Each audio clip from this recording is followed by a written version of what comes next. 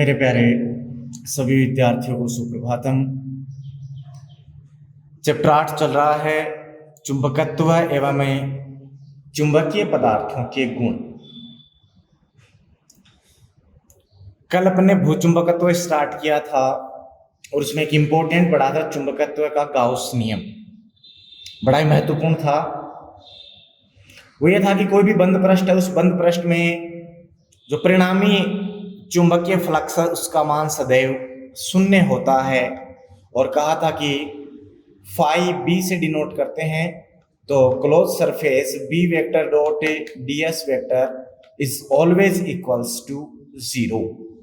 ठीक है, ये अपन ने कल पढ़ा था। आज कुछ अपन डेफिनेशंस पढ़ेंगे और उन डेफिनेशंस में से डेफिनेशन पूछ भी ली जाती है और उन सभी के मध्य एक रिलेशन स्थापित करेंगे जो कि एग्जाम में पूछा जाता है। ठीक है, तो फर्स्ट डेफिनेशन है अपनी चुंबकन तीव्रता। चुंबकन तीव्रता, ठीक है, इंटेंसिटी ऑफ मैग्नेटाइजेशन। तो इनको आप थोड़ा सा डिफरेंस होता है, इनमें नाम बिल्कुल सेम है, तो ध्यान से देखें। तो चुंबकन तीव्रता क्या होगी? देखो, कोई भी अपने पास परमाणु है, पदार्थ है, वो परमाणु से मिलकर बनता है। ठीक है, और उस पदार्थ को अगर अपन देखें तो उसमें धनायन और ऋणायन दोनों पाए जाते हैं। इसका मतलब परमाणु में द्विध्रुव पाया जाता है। ठीक है, जब ये आपके पास में नॉर्मल स्थिति में है तो इन द्विध्रुवों का जो चुंबकीय आघूर्ण है वो अलग अलग दिशाओं में होता है। ठीक है, रेंडमली होगा, यादृच्छिक रूप से। लेकिन जब आप इस पदार्थ को बाह्य चुंबकीय क्षेत्र में रखेंगे, जैसे मेरे पास में ये कोई पदार्थ है और इसे मैंने बाह्य चुंबकीय क्षेत्र बी वेक्टर में रखा, तो जो इसकी द्विध्रुव हैं उन द्विध्रुव या तो ये कुछ मात्रा में या संपूर्ण क्या हो जाते हैं, यहां संरेखित हो जाते हैं। क्या हो जाते हैं? संरेखित हो जाते हैं। ठीक है, और संरेखित होने से इस पदार्थ के आयतन में चुंबकीय आघूर्ण उत्पन्न होता है। प्रारंभ में जब बाह्य चुंबकीय क्षेत्र की अनुपस्थिति रहती है तो परिणामी चुंबकीय आघूर्ण का मान सदैव शून्य होता है। लेकिन जब बाह्य चुंबकीय क्षेत्र में रखा तो इसके सूक्ष्म आयतन में चुंबकीय आघूर्ण उत्पन्न हो जाता है। तो एकांक आयतन में परिणामी चुंबकीय आघूर्ण क्या कहलाता है? चुंबकन तीव्रता। बात समझ में आई? तो जब किसी पदार्थ को बाह्य चुंबकीय क्षेत्र में रखते हैं तो उस स्थिति में उसके परमाणु द्विध्रुव आंशिक या संपूर्ण संरेखित हो जाते हैं, जिसके परिणाम स्वरूप उसमें चुंबकीय आघूर्ण उत्पन्न होता है। तो उस पदार्थ के एकांक आयतन में उत्पन्न चुंबकीय आघूर्ण को उस पदार्थ की चुंबकन तीव्रता या इसका दूसरा नाम केवल चुंबकन भी है कहते हैं। ठीक है, इसे I से व्यक्त करते हैं। तो अकॉर्डिंग टू डेफिनेशन, अगर टोटल आयतन उसका V है और उसमें कुल परिणामी चुंबकीय आघूर्ण कैपिटल M से डिनोट करते हैं M नेट हो, तो I बराबर क्या बनेगा? M नेट अपॉन में V। क्या बनेगा? M नेट अपॉन में V। क्लियर है? ये एक सदिश राशि होती है भाई, और सदिश राशि होगी तो इसकी क्या होगी? दिशा। और इसकी दिशा हमेशा क्या होगी? दक्षिणी ध्रुव से S से N की ओर। इसका मतलब जो दिशा चुंबकीय आघूर्ण की होती है वही दिशा चुंबकन तीव्रता की होती है। क्लियर है? अब इसका मात्रक, चुंबकीय आघूर्ण का मात्रक सभी को पता है, एम्पियर इंटू मीटर स्क्वायर। क्या होता है? Ampere into metre square upon में आयतन का मात्रक होता है मीटर क्यूब। तो 2 मीटर स्क्वायर से मीटर स्क्वायर कैंसिल आउट, तो इसका मात्रक क्या बचता है? मात्रक होगा एम्पियर प्रति मीटर। क्या बचेगा? एम्पियर प्रति मीटर। तो चुंबकन तीव्रता समझ में आई? बड़ी सिंपल डेफिनेशन है। दूसरी डेफिनेशन है चुंबकन क्षेत्र। चुंबकन क्षेत्र, इसे H से लिखते हैं। किसे लिखते हैं? H से। देखो, अभी मैंने कहा कि बाह्य चुंबकीय क्षेत्र में आपने इस पदार्थ को रखा तो यह चुंबकित हो जाता है। ठीक है, अर्थात इसमें चुंबकीय गुण आ जाते हैं। तो जिस बाह्य चुंबकीय क्षेत्र में आप चुंबकीय पदार्थ को चुंबकित करते हैं, उसी बाह्य चुंबकीय क्षेत्र को क्या कहते हैं? चुंबकन क्षेत्र। तो ये जिसमें अपन ने रखा था ना इसको, इसी को अपन क्या कहेंगे? चुंबकन क्षेत्र। तो क्या कह सकते हैं कि वह बाह्य क्षेत्र जिसमें चुंबकीय पदार्थ को चुंबकन के लिए रखा जाता है, उसे चुंबकन क्षेत्र कहते हैं। क्लियर है? या इसका दूसरा नाम है चुंबकीय तीव्रता। क्या है? चुंबकीय तीव्रता। अब देखो आप कंफ्यूज हो जाते हैं, यहां चुंबकन तीव्रता है, यहां चुंबकीय तीव्रता है। ठीक है, चुंबकन क्षेत्र और चुंबकीय तीव्रता एक ही बात है, चुंबकन तीव्रता और चुंबकन एक ही बात है। ठीक है, चुंबकीय तीव्रता इसलिए कहा क्योंकि देखो अपन बाहर है, बाह्य क्षेत्र है, तो इसी में तो अपने रखा है, तो इसको तो अपन पहले से कहते आ रहे हैं चुंबकीय तीव्रता, अब इसका नाम कर दिया चुंबकन क्षेत्र। ठीक है, इसकी क्या होती है? निर्वात के लिए और माध्यम के लिए डिफरेंट। तो H से लिखते हैं, तो H बराबर अपने को मिलता है B0 upon mu naught. B0 upon क्या मिलता है? Mu note. ठीक है, ये भी एक क्या होगी? सदिश राशि जिसकी दिशा B0 के अनुसार होती है। ठीक है, इसका मात्रक भी अपने पास क्या होता है? एम्पियर प्रति मीटर, और ये बाह्य विद्युत धाराओं पर निर्भर करता है। क्लियर है? नेक्स्ट थर्ड डेफिनेशन आती है चुंबकीय प्रवृत्ति। चुंबकीय प्रवृत्ति, ठीक है, इसे काई एम से डिनोट करते हैं। ऐसा साइन आपने देखा होगा, ऐसा साइन काई एम से डिनोट इसे करते हैं। तो देखो अभी मैंने बताया कि जब आप चुंबकीय पदार्थ को, ये चुंबकीय पदार्थ है, इसको बाह्य चुंबकीय क्षेत्र में रखा अर्थात चुंबकन क्षेत्र में रखा, तो इसमें चुंबकीय गुण आ जाते हैं, चुंबकीय आघूर्ण उत्पन्न हो जाता है। ठीक है, मैं कह सकता हूं वो चुंबकित हो जाता है। क्लियर है? तो ये कितना चुंबकित हुआ, मीन्स इसकी जो चुंबकन तीव्रता है वो उस बाह्य चुंबकीय क्षेत्र पर निर्भर करती है, अर्थात चुंबकन क्षेत्र पर निर्भर करती है और उसके समानुपाती होती है। मतलब जितना बाह्य चुंबकीय क्षेत्र होगा अर्थात जितना चुंबकन क्षेत्र होगा उसमें चुंबकन तीव्रता का मान उतना ही होगा। तो मैं कह सकता हूं कि I समानुपाती क्या होता है? H होता है। और I समानुपाती H है, तो समानुपाती चिन्ह हटाओगे तो यहां एक नियतांक आता है काई एम। क्या आता है? काई एम। और इसी को क्या कहते हैं? चुंबकीय प्रवृत्ति कहते हैं। क्या कहते हैं? चुंबकीय प्रवृत्ति कहते हैं। ये कांस्टेंट राशि होती है, ये एक स्थिरांक होता है, इसे चुंबकीय प्रवृत्ति कहते हैं। क्लियर है? तो यहां से काई एम बराबर क्या बचा? I upon H। क्या बचा? I upon H। यहां पे मैं कंडीशन अप्लाई करूं कि यदि H बराबर 1 एम्पियर प्रति मीटर हो, H बराबर 1 एम्पियर प्रति मीटर हो, तो यहां H का मान 1 रखा तो मेरे पास क्या मिलेगा? काई एम बराबर I मिलेगा।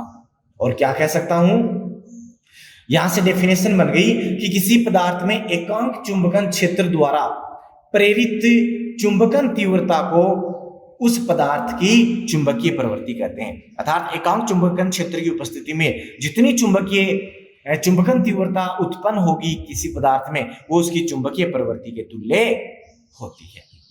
क्लियर है? 3 डेफिनेशन हो गई हैं। नेक्स्ट डेफिनेशन है चुंबकीय पारगम्यता। चुंबकीय पारगम्यता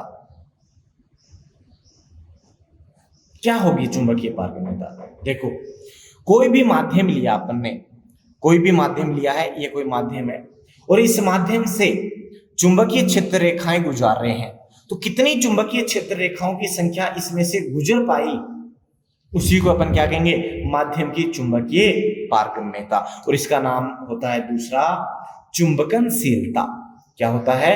चुंबकनशीलता। तो सभी के देखो नाम अलग अलग हैं, 2 नाम है, ध्यान रखें आप। ठीक है, माध्यम की है तो उसे म्यू से डिनोट करेंगे, निर्वात की है उसे म्यू नेट से डिनोट करेंगे। तो क्या डेफिनेशन है कि किसी माध्यम से चुंबकीय बल रेखाओं या चुंबकीय क्षेत्र रेखाओं के गुजरने की क्षमता को उस माध्यम की चुंबकीय पारगम्यता या चुंबकनशीलता कहते हैं, उसे म्यू से डिनोट करते हैं। ठीक है, और निर्वात की है तो उसे म्यू नोट से डिनोट करते हैं। और सबसे ज्यादा किसकी होगी? निर्वात की। तो कोई भी आप माध्यम लेते हैं उसकी चुंबकनशीलता निर्वात के सापेक्ष तो कम ही होगी। तो निर्वात के सापेक्ष कितने गुना कम होती है उसको अपन कहते हैं माध्यम की आपेक्षिक पारगम्यता, और उसे म्यू आर से दर्शाते हैं। किससे दर्शाते हैं? म्यू आर से। तो माध्यम की आपेक्षिक पारगम्यता म्यू आर बराबर होगी म्यू अपॉन म्यू नॉट। क्या होगी? Mu upon mu naught. ठीक है, ये आपकी कहलाती है माध्यम की आपेक्षिक पारगम्यता। ये रिलेशन अपने को याद रखना है। तो ये 4 डेफिनेशन है जो काफी महत्वपूर्ण है, इनको आपको याद रखना है। अब इससे संबंधित नेक्स्ट इसी से संबंधित टॉपिक है अपना कि ये जो विभिन्न राशियां अपन ने पढ़ी हैं इनके मध्य क्या संबंध होता है। ठीक है, इसका मतलब आई एच काई एम और म्यू नॉट और म्यू आर, इन सब के मध्य अपने को संबंध पढ़ना है।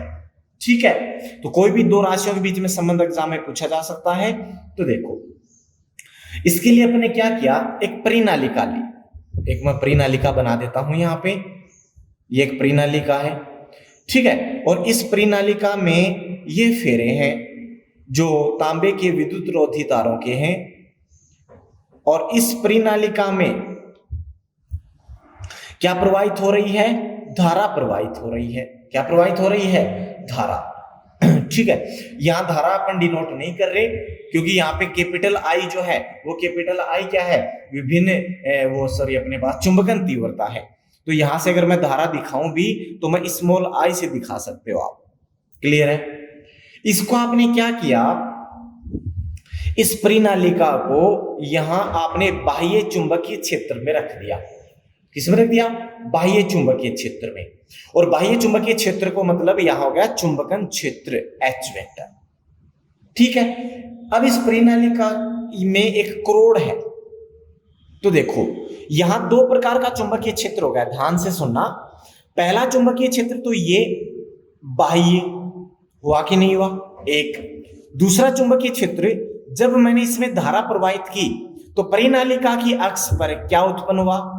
चुंबकीय क्षेत्र। क्या उत्पन्न हुआ? चुंबकीय क्षेत्र। तो एक चुंबकीय क्षेत्र इस परिनालिका में उत्पन्न धारा के कारण हो गया। हुआ कि नहीं हुआ? इसका मतलब ये जो करोड़ है, जो पदार्थ इसमें रखा है, इस पदार्थ में जो चुंबकीय प्रेरण है, क्या है? चुंबकीय प्रेरण या कुल चुंबकीय क्षेत्र B, वो 2 प्रकार के चुंबकीय क्षेत्रों के कारण उत्पन्न होता है। एक तो कौन सा? एक तो आपके पास हो जाएगा ये जो बाह्य चुंबकीय क्षेत्र है, ये मींस चुंबकन क्षेत्र के कारण है। तो चुंबकन क्षेत्र के कारण है वो तो हो जाएगा B नॉट। ठीक है, और एक हो जाएगा ये जो आपकी धाराएं प्रवाहित हो रही हैं, बद्ध धाराएं, इन बद्ध धाराओं के कारण उत्पन्न चुंबकीय क्षेत्र, मैंने उसको लिखा B1। तो उस करोड़ में उत्पन्न कुल चुंबकीय क्षेत्र एक B नॉट और एक B1, ये तो है चुंबकन क्षेत्र के कारण चुंबकीय क्षेत्र, और ये है चुंबकन से, ये जो पदार्थ का स्वयं का चुंबकन है उसके कारण उत्पन्न बद्ध धाराओं के कारण चुंबकीय क्षेत्र है या चुंबकीय प्रेरण है। इन दोनों के योग के बराबर होगा। क्लियर है?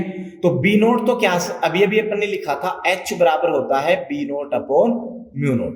तो यहां से B नोट का मान तो मिल गया mu naught into H। Clear है? दूसरा जो पदार्थ है उस पदार्थ का चुंबकन के कारण उत्पन्न जो चुंबकीय प्रेरण है मींस B1, वो चुंबकीय तीव्रता के चुंबकन तीव्रता के क्या होता है? समानुपाती होता है। किसके? चुंबकन तीव्रता के। यहां पे जो B1 है वो इसमें कितनी चुंबकन तीव्रता उत्पन्न हुई उसके समानुपाती होगा। मींस B1 समानुपाती I। समानुपाती चिन्ह हटाओगे तो यहां से भी मिलेगा B1 बराबर म्यू नोट इंटू I। तो B नोट मिल गया, B1 मिल गया, दोनों मान यहां रखे तो B बराबर क्या मिलेगा? Mu naught H plus mu naught I। Clear है? Mu naught H plus mu naught I, mu naught common आ गया तो यहां से क्या बचेगा? H और प्लस में I। एक रिलेशन तो ये मिला अपने को। ठीक है, अब देखो अभी थोड़ी देर पहले अपन ने चुंबकीय प्रवृत्ति के बारे में पढ़ा था और वहां से रिलेशन मिला था, चूंकि I इज इक्वल्स टू था काई एम इंटू एच। क्या था? I is equals to chi M into H. ये मान यहां रखा तो B बराबर क्या मिलेगा? Mu naught I plus sorry H plus B बराबर mu naught H plus chi M into H. देखो H फिर से कॉमन आ गया तो B बराबर क्या मिला? Mu naught H 1 plus chi M. एक रिलेशन ये आता है, ठीक है। B बराबर mu naught H into chi M. इस H को मैं इसके नीचे ले आऊं तो B अपॉन H बराबर mu naught 1 plus chi M. और अभी पढ़ा था अपन ने H बराबर होता है B naught upon mu naught. तो अगर मैं माध्यम के लिए लिखूं तो माध्यम के लिए क्या बनेगा? माध्यम के लिए H लिखा जाएगा B अपॉन म्यू लिखा जाएगा और यहां से म्यू बराबर बनेगा B अपॉन H। इसका मतलब इस B अपॉन H की जगह मैं क्या लिख सकता हूं? म्यू लिख सकता हूं। तो यहां से क्या बना? म्यू बराबर mu naught 1 plus chi M. एक रिलेशन ये बन गया, ठीक है। और नेक्स्ट इस म्यू नोट को नीचे ले आऊं तो ये बनेगा म्यू अपॉन म्यू नोट बराबर 1 प्लस काई एम। और म्यू अपॉन म्यू नोट आपेक्षिक चुंबकनशीलता, इसका मतलब म्यू आर बराबर 1 प्लस काई एम। एक रिलेशन ये बन गया, ठीक है। ये रिलेशन अपने पास बनते हैं। तो मुख्यतः ये 3 रिलेशन बनते हैं जो आपको, और एक ये वाला, इनको आपको याद रखना है। तो इनमें से कोई सा भी एक पूछ लिया जाएगा। जैसे पूछ ले, यहां से पूछ लें कि चुंबकीय प्रवृत्ति और चुंबकीय प्रेरण में संबंध बताओ, चुंबकीय प्रवृत्ति और माध्यम की चुंबकनशीलता में संबंध, चुंबकीय प्रवृत्ति और माध्यम की आपेक्षिक पारगम्यता या आपेक्षिक चुंबकनशीलता में क्या संबंध होता है, ये पूछ लिया जाता है, ठीक है। तो इनको आपको ध्यान में रखना है और अच्छे से अपने को याद रखना है। क्लियर है? नेक्स्ट अपने पास आता है कि जो चुंबकीय क्षेत्र है, सॉरी पदार्थ हैं, वो पदार्थ बाह्य चुंबकीय क्षेत्र में कैसा व्यवहार दर्शाते हैं, ठीक है। देखें तो नेक्स्ट है अपना पदार्थों का चुंबकीय क्षेत्र में व्यवहार, चुंबकीय क्षेत्र में व्यवहार। फिर उसी के आधार पर अपन उनको अलग अलग भागों में डिवाइड करेंगे। तो उसके लिए अपन ने क्या किया, एक परिनालिका ली, एक क्या ली? परिनालिका। और परिनालिका ली तो इस परिनालिका में क्या होंगे? विद्युतरोधी तारों के फेरे होंगे, ठीक है, इस प्रकार से। और जब अपन इसमें धारा प्रवाहित करवाएंगे तो इसके अक्ष पर क्या उत्पन्न होगा? चुंबकीय क्षेत्र उत्पन्न होगा। क्या उत्पन्न होगा? चुंबकीय क्षेत्र। मैंने इसमें धारा प्रवाहित करवा दी आई मान की, तो इसके अक्ष पर चुंबकीय क्षेत्र है। अब अपने क्या किया, एक यहां पे दृढ़ आधार लिया, उसी दृढ़ आधार से एक सामान्य स्प्रिंग को जोड़ दिया और इस स्प्रिंग के साथ में एक पैमाना जोड़ दिया जो कि ये पता करेगा कि कितना ऊपर जा रहा है और कितना नीचे आ रहा है, ठीक है। अब इसके साथ में एक जो भी पदार्थ अपने को लेना है वो पदार्थ अपन जोड़ेंगे, ठीक है। तो सबसे पहले अपन ने कुछ पदार्थ लिए, जैसे कि कोबाल्ट लिया, ठीक है, जैसे कि लोहा लिया, जैसे कि निकल लिया। इनको मैंने यहां लटकाया, तो लटकाने पर इसमें धारा प्रवाहित हो रही थी, तो मैंने देखा कि ये पदार्थ इस परिनालिका में अंदर की ओर खींचा, अंदर की ओर धकेला गया। अंदर की ओर खींचा तो मेरे को क्या पता चला कि अपने को पता है कि चुंबकीय अक्ष जो है, इस अक्ष पर चुंबकीय क्षेत्र का मान अधिकतम होता है और बाह्य बिंदुओं पर दुर्बल होता है। तो यहां से पता चला कि ये जो पदार्थ हैं, ये पदार्थ दुर्बल चुंबकीय क्षेत्र से प्रबल चुंबकीय क्षेत्र की ओर विस्थापित हुए, ठीक है। तो इस प्रकार के पदार्थों को क्या कहा गया? इस प्रकार के पदार्थों को लोह चुंबकीय पदार्थ कहा गया। क्या कहा गया? लोह चुंबकीय पदार्थ कहा गया, ठीक है। इनको डिटेल से भी देखेंगे अपन। नंबर 2, कुछ पदार्थ ऐसे भी थे जैसे कि एल्यूमिनियम, इस पदार्थ को जैसे ही मैंने यहां लटकाया तो ये क्या हुआ, ये अंदर तो खींचा लेकिन तेजी से नहीं खींचा। कोबाल्ट, लोहा, निकल थे, ये तेजी से इसकी तरफ आकर्षित हुए प्रबल बल से, लेकिन ये आकर्षित हुआ लेकिन दुर्बल बल से आकर्षित हुआ, नॉर्मल वे में आकर्षित हुआ।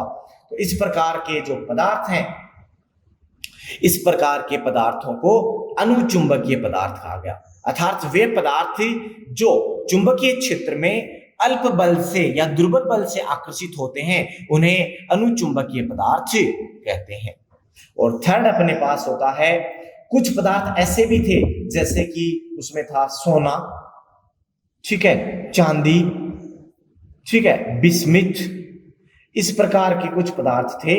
ये पदार्थ क्या हुए, जैसे मैंने इस परिनालिका में इनको लटकाया, ये बाहर की तरफ आकर्षित हुए, या फिर कह दूं बाहर की तरफ प्रतिकर्षित हुए। इस डायरेक्शन में मैं कह सकता हूं कि ये प्रबल चुंबकीय क्षेत्र से दुर्बल चुंबकीय क्षेत्र की ओर प्रतिकर्षित हुए, दुर्बल क्षेत्र की ओर विस्थापित हुए, ठीक है। इस प्रकार के पदार्थों को क्या कहा गया, प्रतिचुंबकीय पदार्थ कहा गया। क्या कहा गया, प्रतिचुंबकीय पदार्थ कहा गया, ठीक है। तो अपनी प्रकृति में 3 प्रकार के पदार्थ पाए जाते हैं। जितने भी पदार्थ होते हैं उनको 3 भागों में डिवाइड करते हैं। पहला होता है लोह चुंबकीय पदार्थ, फैराडे ने किए थे इनको। दूसरा होता है अनुचुंबकीय, और तीसरा होता है प्रतिचुंबकीय, ठीक है। अब इनको जो उनकी व्याख्या है आणविक गुणों के आधार पर, परमाणु गुणों के आधार पर, वो अपन नेक्स्ट क्लास में करेंगे। तो आज आप इतना ही पढ़ें। जो भी आज पढ़ाया, जो डेफिनेशंस हैं, जो रिलेशन है, उनमें से न्यूमेरिकल क्वेश्चन और सामान्य क्वेश्चन पूछ लिया जाता है। तो बिल्कुल आप उसको ध्यान से पढ़ें, समझें, नोट करें, ओके। और जो भी आपके डाउट्स हैं उन डाउट्स को आप क्लियर करते रहें भाई। और अगर आपको कोई भी न्यूमेरिकल क्वेश्चन में या वैसे डाउट आता हो, वीडियो को बार बार देखें, न्यूमेरिकल क्वेश्चन आप पूछें। और वीडियो पसंद आता तो आप उसे लाइक किया करें, कमेंट करें, लाइक करें। क्लियर है? धन्यवाद।